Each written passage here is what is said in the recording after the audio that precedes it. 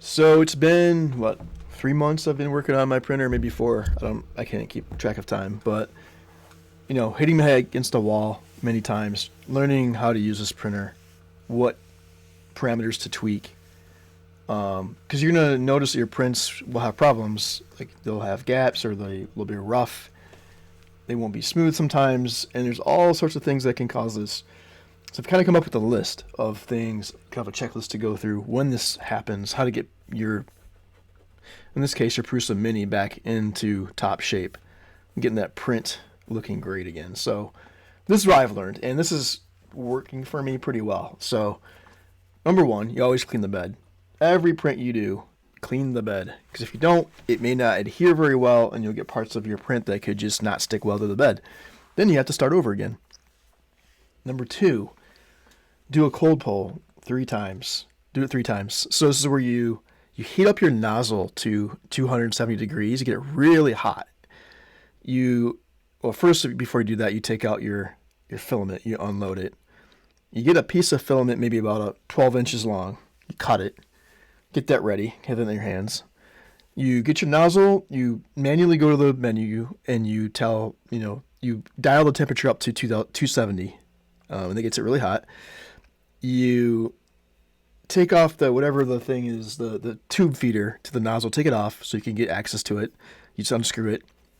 You then start doing a cool down. So in the temperature menu, there's an option called cool down. And when you do cool down, the temperature starts going down. And when it goes down, you want to take that filament and you push it through the extruder manually. And that starts to clean out the nozzle for you. So you're pushing it down, It probably takes some stuff out for you from the nozzle that might be in there, clogging it, and then eventually it cools down to a point where you can't push the filament anymore, and that's fine, and you let it sit there. Let it sit there in the nozzle. You can't push it down anymore until it gets to around 95 degrees. Once it gets to 95 degrees, you take some kind of tool and bring it out, like just pliers or something, and pull it out. And you pull it out slowly. And that will also take some stuff that's in the nozzle and take it out if it's clogging it. So doing both the push down and the pull out of that filament will help clean out your nozzle. And I've found several times that this has found things in there, and that's probably affecting my print. So do that. Do number two. Squaring your Mini. This is one I kept dodging because it's just like the instructions on Prusa's site were, they're actually pretty good, but they're kind of a pain to understand the first time. And there's no real good videos out there. I just actually put one out there recently, like yesterday. So check that out. That'll help you understand how to do this, because you're checking your X, Y, and Z axis to see that they're square, that they're not off, and that's very important. So always do this. Once you do this a few times, it's not a big deal. Like, it doesn't take you that long, right? But the first time it's like, it's painful. But do it. Do number 3. Always do it. If you want to get back to where some quality, right? So you're gonna check your X, Y, and Z axis to make sure that they're straight. And then number 4,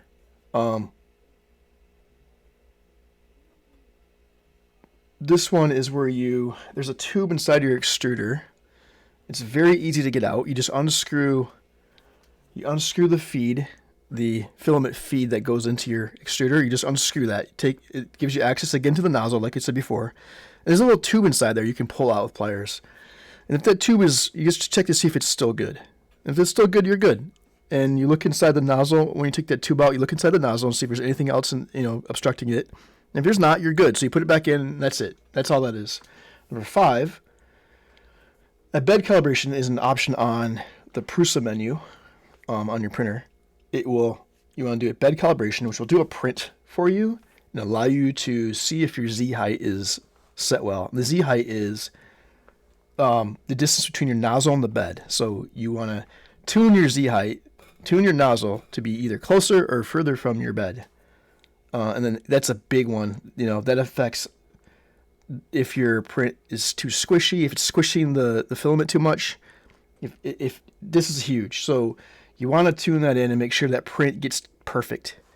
When that print is perfect, then that's great. Your calibration is done. Your Z height has been tuned in to where it needs to be, and that's number 5 is crucial.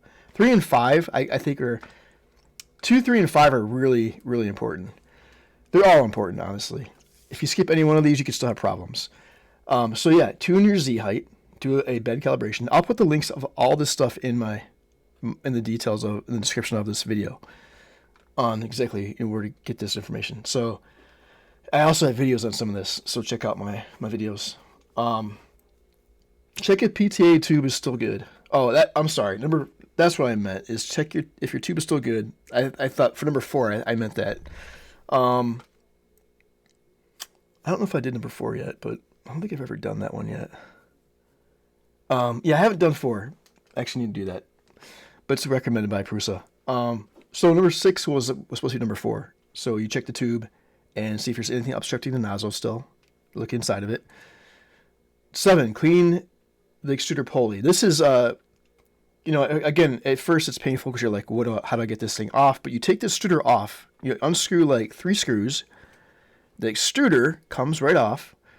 You unscrew another 2 screws, and then it pulls, like the extruder part pulls apart, and you can see the gears inside the extruder. And those gears can get clogged, right? So you want to have some of those like car detail brushes or something.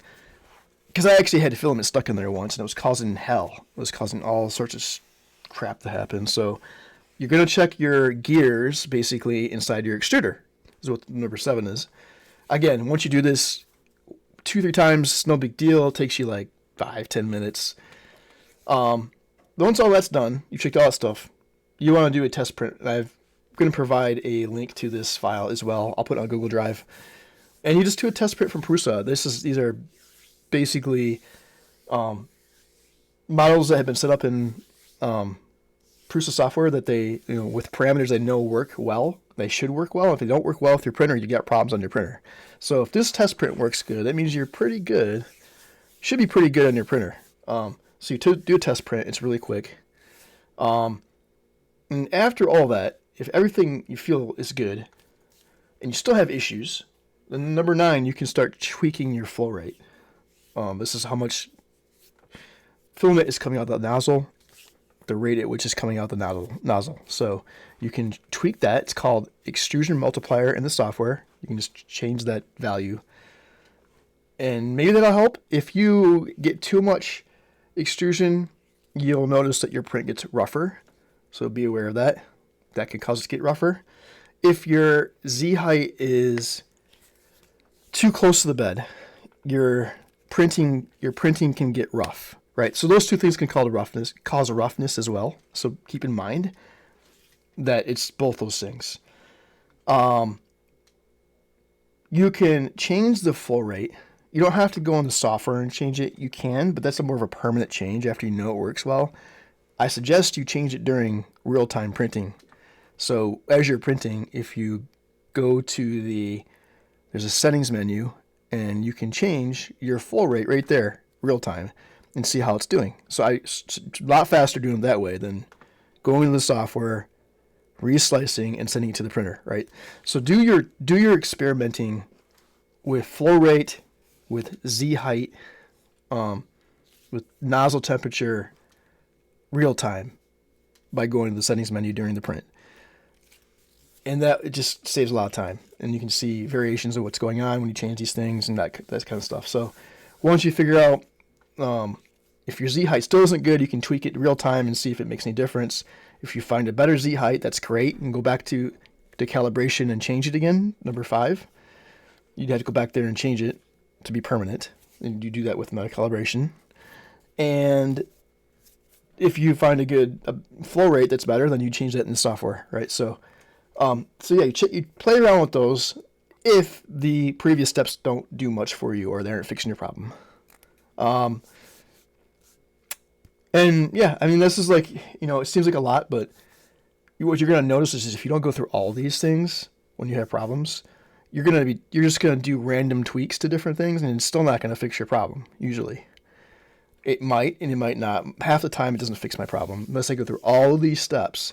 And if I take hours to go all these steps, I notice that my machine just starts working well again, period. So go through this don't skip any steps. Always go through this checklist is my recommendation. And yeah, I hope this helps you. I'm sure it will help you for sure.